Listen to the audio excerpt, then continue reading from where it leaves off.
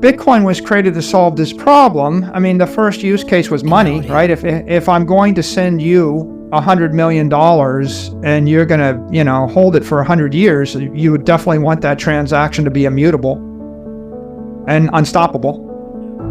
But if I send you a note saying, okay, you now are inheriting my entire estate that's $100 million worth of land, is that any different? I mean, it's the same idea, the last will, and if I send you a contract saying I hereby sign over $100 million worth of buildings to you in return for this much consideration, they're all the same thing. The hackers, they take advantage of the fact that the databases are brittle, and they take advantage of the fact that it's very difficult to verify and authenticate identity in cyberspace. Like, where's the universal, identification database, right? There's not one, and if there is one, you're going to trust Microsoft or you're going to trust Google. Well, the Chinese don't trust Google. The Russians don't trust Microsoft. Right, so I mean, when you get these cracks, right, no company, Facebook's not going to trust Google, Google's not going to trust Apple, Apple's not going to trust Facebook, Alibaba's not going to trust any of them, right? And if they wanted to trust each other, then some politician would shut that down in a heartbeat, right? Like, the Chinese government doesn't want Alibaba to trust Google, do they? Or the US government doesn't want Google to trust Alibaba, do they? So individuals can't solve the problem, corporations can't solve the problem, and nation states can't solve the problem. But what we've got in Bitcoin is a network that has organically grown and spread throughout the entire world that represents a neutral, global, immutable, unstoppable, immortal database and non-censorable, unstoppable network. And there's a lot of uses for it. The first one is to store money. A lot of times people talk about sending money, right? The big breakthrough was Satoshi figured out how to send money between two people, from me to you, without a trusted intermediary. But that's not the brilliant idea. That's a cool idea. But the deeper idea is, if I can send $1 million from me to you without an intermediary, I can manifest $1 million in cyberspace forever without an intermediary, right? I can put something in orbit, right? It's like, it's basically putting the money in cyberspace. If I can put $1 million in cyberspace, I can put $1 billion or $1 trillion or $100 trillion in cyberspace. Once I have the ability to put the capital into cyberspace, then the capital ends up securing the network, right? Because in addition to the computer power and the electrical power, you also have political power and you have economic power, right? You have 220 million people that have put $550 billion of capital into the network. The more capital they put in the network, the more they invest in the computing power, the binding network, right? And the more nodes, and then the more political power the nodes get.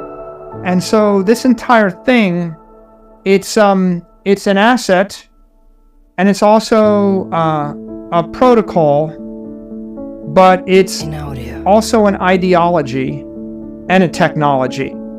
And if you think about it as technology, ideology, protocol, now it's spreading like other protocols, like the English language, right?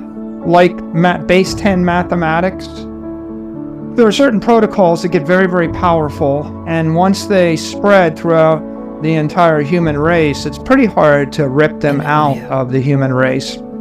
Just like it's hard to get rid of the knowledge of fire or electricity, right? It's just hard to remove it. And once it's here, it's here. You have raw computer power that's backed by raw electrical power, about 12.5 gigawatts. That's all the power of the US Navy, a bit more than the power of the US Navy and the propulsion system. So you have a massive amount of electrical power driving a massive amount of computer power. And those two things together create this network that's unhackable, because there's no finesse. You need brute force, but the brute force you need is you would have to hijack every single computer in the world and all the electricity in the world, and even then you couldn't really hack it. You would just slow it down a bit. So if what you want is a database that's immutable, and you want a network that's unstoppable, then Bitcoin transactions represent the immutable database. They're stored all around the world on these Bitcoin nodes, protected by cryptography. And then the Bitcoin network is the unstoppable network.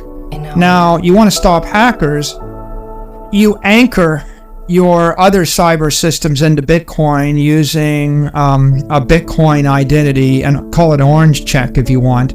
If I actually take my private keys that I use to sign a Bitcoin transaction, and then I use them to start to digitally sign other transactions, like a posting on Twitter or a posting on a website, or a transaction that I certify, then I've anchored my security into the Bitcoin base layer. And you can either anchor your identity into the Bitcoin. It is technology, ideology, protocol. Now it's spreading like other protocols, like the English language, right? Like base 10 mathematics. There are certain protocols that get very, very powerful, and once they spread throughout the entire human race, it's pretty hard to rip them out of the human race. Just like it's hard to get rid of the knowledge of fire or electricity, right? It's just hard to remove it. Once it's here, it's here. Hash would last for 1,000 years. And the signature is based on an identity that nobody can tamper with. And if the entire nation state of China wanted to tamper with it, they couldn't, right? So no nation state could screw it up. No corporation could screw it up. So I really think, what we see right now is the world runs on very fragile cyber systems. When the database that has your identity in it is run by a single corporation, then you can be canceled with a subpoena, right? I mean, a simple note from the district attorney of one of 10,000 jurisdictions may very well cancel your account. And so that's the problem with centrally managed databases. And nations, of course, can cancel your account. And what happens, like you post something on YouTube and maybe it's not popular and they just take the video off YouTube, it's gone forever, right? You need to find a way to post it somewhere where it can't be mutated or it can't be censored.